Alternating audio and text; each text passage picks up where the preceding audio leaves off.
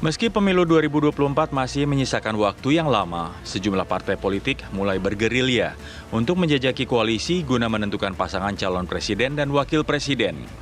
Bahkan, sejumlah elit PDI Perjuangan lintas komisi di DPR yang juga loyalis Puan Maharani membentuk tim bernamakan Dewan Kolonel. Tugas yang diembannya pun tak mudah, yaitu meningkatkan elektabilitas Puan Maharani. Padahal beberapa survei masih menempatkan Puan di bawah 3 besar. Meski sudah beranggotakan 12 orang dan mungkin akan terus bertambah, rupanya pembentukan Dewan Kolonel tak diakui Badan Pemenangan Pemilu dan Sekjen PDIP. Meski begitu, Johan Budi selaku inisiator Dewan Kolonel mengaku tak takut bersaing dengan barisan pendukung Ganjar Pranowo yang sudah lebih dulu terbentuk di berbagai daerah. Lantas, apakah pembentukan Dewan Kolonel ini untuk menjegal langkah Ganjar untuk maju di Pilpres 2024 atau hanya sebagai bagian strategi PDI Perjuangan? Tim TV One mengabarkan. Ya pemirsa, untuk membahas hal ini sudah hadir sejumlah narasumber bersama kita. Ada yang di studio dan juga ada yang sudah bergabung melalui sambungan Zoom. Pemirsa, saya perkenalkan satu-satu. Ini sudah ada Pak M. Tri Andika selaku analis politik Universitas Bakri. Assalamualaikum, selamat pagi. Apa kabar? Sehat, Alhamdulillah. Selanjutnya ada Immanuel Ebenezer, Ketua Relawan Ganjar Pranowo Mania. Apa kabar, Bang? Selamat pagi, baik, alhamdulillah. Terima kasih sudah datang, pagi banget tadi datang ke TV One ini. Udah klimis rambutnya, nanti kita akan tanya-tanya. Selanjutnya ada Bang Andreas Hugo Pareira selaku politikus PDI Perjuangan. Selamat pagi. Pagi, Bang. Selamat pagi Maria. Pagi, saya mau ke Bang Immanuel Ebenezer dulu. PDIP ada Dewan Kolonel, Abang bikin Dewan Kopral. Ya. Ini Bener, tandingannya bagaimana? Ini bener nggak? Respon dulu lah, respon. Gini, ini kan semacam ada gagasan yang menarik yang digulirkan oleh elit PDIP di fraksi Senayan ya kan. Nah kami terchallenge lah dengan gagasan Dewan Kolonel ini. Akhirnya terbesit di kepala kawan-kawan dan mendesak saya untuk membuat yang namanya Dewan Kopral gitu. Nah Dewan Kopral ini sebetulnya juga jangan dijadikan sebuah ancaman ancaman ke siapapun lah ya, karena kita lihat juga Mbak Puan kan sosok perempuan yang kita lihat dalam konteks demokrasi beliau mampu dalam konteks demokrasi beliau tuh hadir dalam konteks keterwakilan perempuan. Memang ada yang terancam, Bang. Nah, Padahal ini gitu. berapa hari kemarin, ini banyak yang keberatan terhadap gagasan Dewan Kopral ini. Gitu. Makanya saya bilang keberatannya di mana, kemudian ancamannya di mana juga. Itu makanya kita hanya coba mau ketawa aja. Karena sampai detik ini sudah ada 14 provinsi yang siap melakukan deklarasi Dewan Kopral. Oke, kalau begitu kita Dan coba. kita memang tidak main-main soal itu. Tapi ya kita lihat kan Dewan Kolonel ini ternyata belum bertempur, sudah gugur semua. Oh, kalau gitu kita coba minta keterangan dulu dari Bang Andreas. Kita minta klarifikasi dulu. Bang Andreas, jadi mungkin bisa dijelaskan dulu apa ini Dewan Kolonel dan juga siapa menginisiasi. Bahkan disampaikan tadi sama Bang Immanuel, sudah bubar. Ini Kopral Emmanuel penjelasannya udah bagus. Jadi saya sendiri baru dengar itu ada Dewan Kopral, Dewan Kolonel. Tapi kan gini, jadi ini kan suasana menjelang pertandingan ini kan. Menjelang pertandingan sementara di rumah ini kan banyak ini rumah besar di PDI Perjuangan, terus teman-temannya PDI Perjuangan, itu kan ini ada dalam satu rumah besar. Di dalam rumah besar ini kan ada yang berkumpul di kamar sini, ada yang berkumpul di ruang tamu, ada yang berkumpul di ruang makan. Nah ini kan semua tunggu perintah, semua tunggu komando. Sementara di luar sana sudah rame ya, penonton sudah mulai siap, nunggu wartawan sudah siap dengan kameranya, siap untuk wawancara. Nah sementara komando belum diberikan gitu, tunggu untuk keluar bertanding gitu. Jadi ada yang kumpul-kumpul ya kita ini apa ngobrol-ngobrol, ada yang bikin kelompok ini, ada yang bikin kelompok ini, kelompok itu. Ya biasalah dalam suasana menjelang pertandingan gitu. Bang Andreas. Kan teman-teman saya Kolonel Masinton kan sudah sampaikan bahwa ini bukan organisasi formal. Iya. Tapi Nah ya itu dia ini Bang. hanya perkawanan di dalam rumah, dalam rumah. Jadi kita semua tunggu komando gitu. Iya, baik. Bang, kaget Jadi juga seperti kalau itulah. memang misalnya Anda sampaikan bahwa Anda nggak tahu soal Dewan Kolonel ini. Sedangkan tadi seperti Anda sampaikan, Kolonel Masinton, kemudian juga Bambang Pacul dan juga Pak Utut Adianto juga menyampaikan bahwa memang ada obrolan soal ini meskipun memang tidak dalam struktural partai, Bang. Bu Puan juga nampaknya sempat memberikan respon kan, mengetahui hal ini. Oke aja gitu ya. Iya. Seperti Mbak Puan katakan, ini kita sedang mempersiapkan gotong royong untuk menghadapi kompetisi ini kan. Karena di luar sana sudah rame, orang ada yang menjagokan ini, ada yang menjagokan itu. Ya kita di dalam rumah ini juga punya jagoan-jagoan gitu kan. Jadi ya ada yang kumpul di sini, ada yang kumpul di situ, yang menyampaikan ini, membentuk ya biasalah dalam suasana sambil menunggu komando gitu. Komandonya cuma satu, ya kalau Ibu Mega sudah putuskan baru kita semua keluar untuk bertarung. Seperti itulah Maria. Jadi ya take it easy lah. Iya Bang, kalau tidak dalam struktural partai terus tujuannya untuk apa Bang? Ya untuk mempersiapkan diri dong. Oke. Meskipun belum ada komando langsung dari pucuk pimpinan Ibu Mega? Ya ini yang saya katakan tadi. Suasana ini kan di luar suasana pertandingan gitu kan. Dalam rumah sudah semangat gitu. Ada yang mau cepat-cepat mau keluar, tapi ya komando belum ada gitu. Tapi ya kumpul-kumpul sambil ngobrol-ngobrol gitu. Oke. Nah ini kawan Emmanuel juga akhirnya bentuk Dewan Kopral gitu. Ada Dewan Jenderal, ada Dewan Kopral, ada Dewan Kolonel gitu. Oke, nampaknya Jadi kumpul-kumpul suasananya ngobrol-ngobrolnya, seperti itu, Maria. iya, suasana ngobrol-ngobrolnya nampaknya tapi serius ya, begitu berat juga bebannya kemudian untuk meningkatkan elektabilitas dari seorang Puan Maharani dalam pencapresan 2024. Bang Triandri, Anda melihatnya seperti apa? Iya, jadi pembentukan Dewan Kolonel ini menurut saya tidak terlepas dari konteks elektabilitas Mbak Puan yang masih rendah ya. Jadi pembentukan Dewan ini saya pikir sebenarnya positif Mas untuk mendorong mesin Mbak Puan agar lebih banyak lagi dan lebih kencang lagi. Dan ini kan dampaknya akan berimbas kepada elektabilitas Mbak Puan harapannya.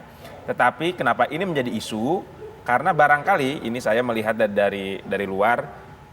Para formatur Dewan Kolonel ini nggak koordinasi dengan DPP di PDIP. Itu nampaknya ada perbedaan pendapat kan di internal sehingga sendiri. ada semacam kesan terlangkahi, bergerak sendiri, tidak koordinasi. Inilah yang memunculkan semacam polemik lah di internal PDIP, terutama di Pak Hasto kemarin yang mengatakan ini tidak ada koordinasi dan juga bukan bagian dari struktur partai. Tetapi sebenarnya Bang Andreas saya melihat jangan ditertibkanlah Dewan Kolonel ini, justru positif untuk semakin memperkuat mesin politik Mbak Puan dalam meningkatkan elektabilitasnya. Di beberapa surat kabar juga kita lihat ya, bahkan dikatakan Dewan Kolonel ini mengejutkan Ibu Megawati ya. Ya ini mungkin bagian dari kalau ada ekonomi kreatif, ini ada politik kreatif lah ya. Kreativitas politik ini menurut saya bagus lah dibentuk oleh teman-teman di DPR.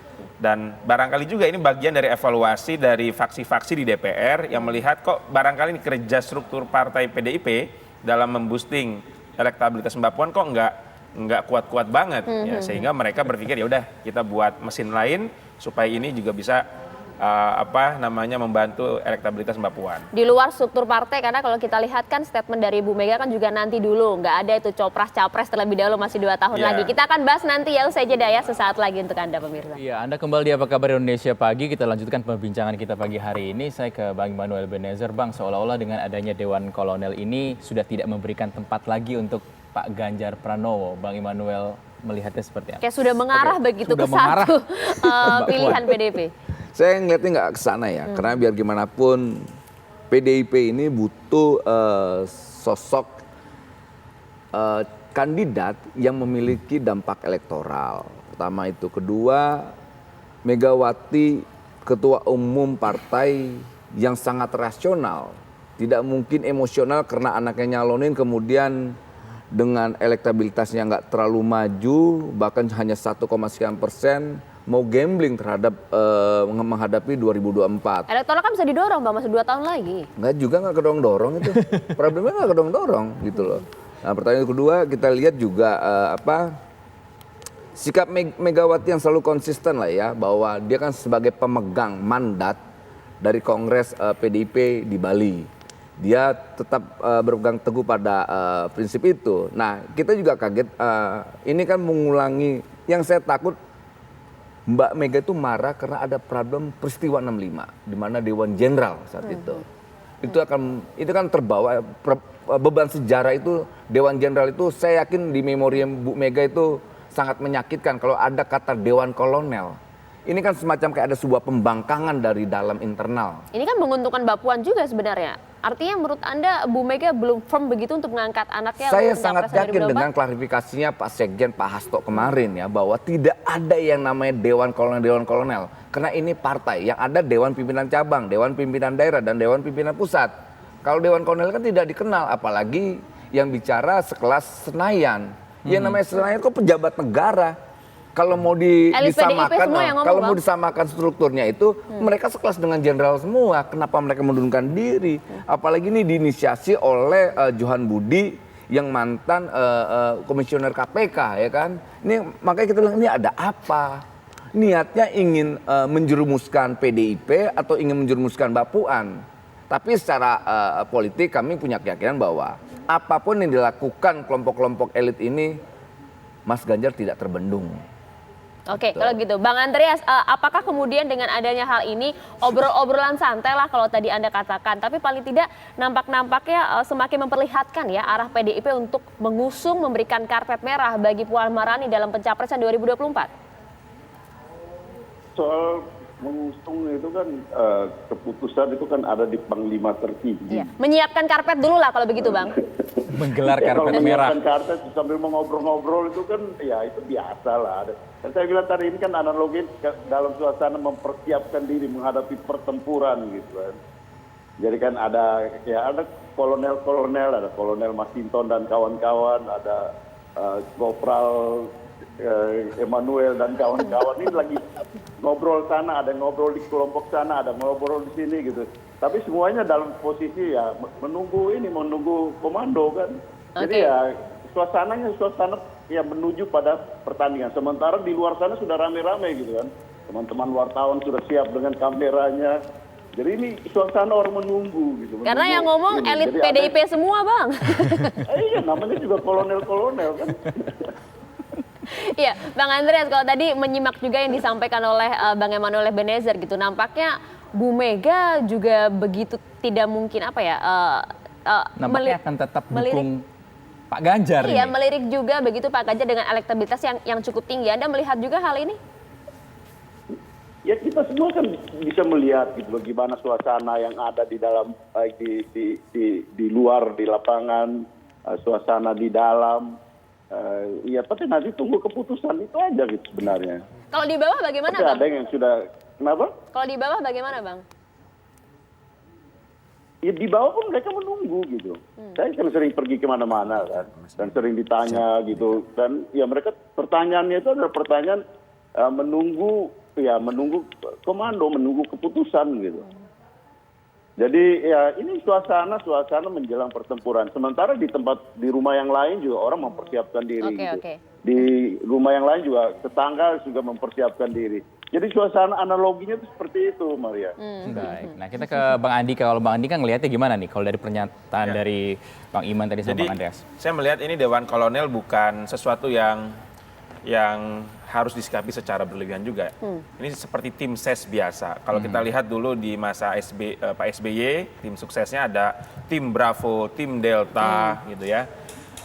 Jadi ini istilah-istilah yang memang lahir untuk penamaan sebagai tim sukses karena memang para elit-elit politik kita memandang Pilpres ini sebagai pertandingan atau pertarungan Sehingga tradisi-tradisi militer seperti itu kerap kali muncul dalam pengistilahan nama-nama tim sukses. Wajar kan ini sebenarnya menyiapkan mesin sebelum nanti Ya, keputusan keluar. dalam konteks itu sesuatu yang wajar sekali. Sehingga saya pikir Dewan Kolonel ini bukan sesuatu yang harus dipermasalahkan oleh PDIP sendiri. struktur di PDIP. Ya, ini bisa dipandang sebagai kreativitas politik dari pasukan Mbak Puan di parlemen, yang bisa juga ini sebagai otokritik bagi struktur PDIP yang tidak cukup optimal saat ini ya dalam mendorong elektabilitas Mbak Puan. Iya. Anda- Sesulit itukah Bang Andika untuk menaikkan elektabilitas Mbak Puan sehingga dibentuklah Dewan Kolonel ini? Kalau dilihat dari gejalanya, saya pikir tim Mbak Puan menghadapi tantangan nggak mudah untuk meningkatkan elektabilitas Mbak Puan. Popularitas barangkali meningkat. Tetapi elektabilitas Saat ini berapa popularitas? dari survei yang kami lakukan sekitar 70% saat ini Wow. Mbak Puan. Setelah safari tinggi. politik kemana-mana. Tetapi tidak terkonversi menjadi tingkat elektabilitas. Jadi popularitas bisa jadi tinggi, tapi elektabilitas belum tentu. Di angka berapa elektabilitas? Masih di sekitar 2%, 1, sampai 2%. Ya, jadi ini masih tier 3 ya kalau dalam mengkelompokkan elit-elit untuk kontestasi parpol, Mbak Puan ini masih di tier 3. Sehingga pembentukan Dewan Kolonel, kemudian juga safari Mbak Puan yang kemana-mana, termasuk kemarin juga ada event di Jawa Timur, tapi tidak melibatkan Pak Ganjar ya, di Jawa Tengah tidak melibatkan Pak Ganjar, ini juga bagian dari secara psikologis Mbak Puan juga merasa kok ini nggak naik-naik juga gitu. Berbagai upaya sudah dilakukan, dan yang saya dengar juga mungkin Bang Andreas ya, Mbak Puan ini diberikan tempo waktu ya hingga akhir tahun akan dievaluasi juga oleh Ibu Megawati. Dan saya pikir meskipun saat ini PDIP berupaya membentengi tokoh-tokohnya untuk yang maju menjadi capres hanya kepada Mbak Puan, pada akhirnya saya menduga Ibu Megawati akan berpikir secara rasional untuk mempertimbangkan elektabilitas dari kader-kadernya. Dan idealnya bagi PDIP saat ini saya melihat seharusnya tidak ada kesan Pak Ganjar itu dikesampingkan. Justru dengan situasi saat ini PDIP merupakan partai politik yang paling diuntungkan. Memiliki kader seperti Pak Ganjar, memiliki kader seperti Mbak Puan, gitu ya, sehingga apapun pilihannya nanti, ya PDIP akan dihadapkan pada satu pilihan yang sangat menguntungkan untuk Pilpres di 2024. Iya, tapi itu tadi kan ada juga tidak keterlibatan Ganjar di beberapa Nggak diundang di kemarin beberapa juga. acara PDIP. Kemudian Anda melihat memang di dalam internal ini nampaknya ada apa ya, dua kubu yang dihadap-hadapkan Ya, begitu? jadi memang faksionalisasi partai politik ini bawaan. Setiap partai pasti ada faksionalisasi. Ada kubu A, kubu B, kubu C gitu ya. Di PDIP pun juga pasti ada. Ya, buktinya Dewan Kolonel yang dibentuk di parlemen agak dikritisi oleh teman-teman yang ada di struktur DPP PDIP. Ini kan menunjukkan tentu ada faksionalisasi. Baru ngobrol-ngobrol, Bang. Mbak Puan, Pak Ganjar itu faksionalisasi juga. Gitu ya. Tetapi itu hal yang wajar di satu organisasi partai politik. Tinggal bagaimana struktur elit di parpol memanage hal ini. Ya, sehingga saya juga melihat agak bahaya juga nih untuk Mbak Puan. Semakin Pak Ganjar ini diviktimisasi, tidak dilibatkan atau tidak disertakan dalam berbagai event-event PDIP, justru publik bisa jadi semakin simpati dengan Pak Ganjar. Wow. Mbak Puan terkesan menjadi sosok yang mengenyampingkan lawannya, sehingga ini bisa meningkatkan elektabilitas Pak Ganjar, justru tidak mendongkrak elektabilitas Mbak Puan. Psikologis pemilih kita seperti itu, Mas. Nanti kita akan bahas ya usai jeda ya. Ya. Menarik juga minta respon dari Bang Emmanuel. Sesaat lagi untuk Anda.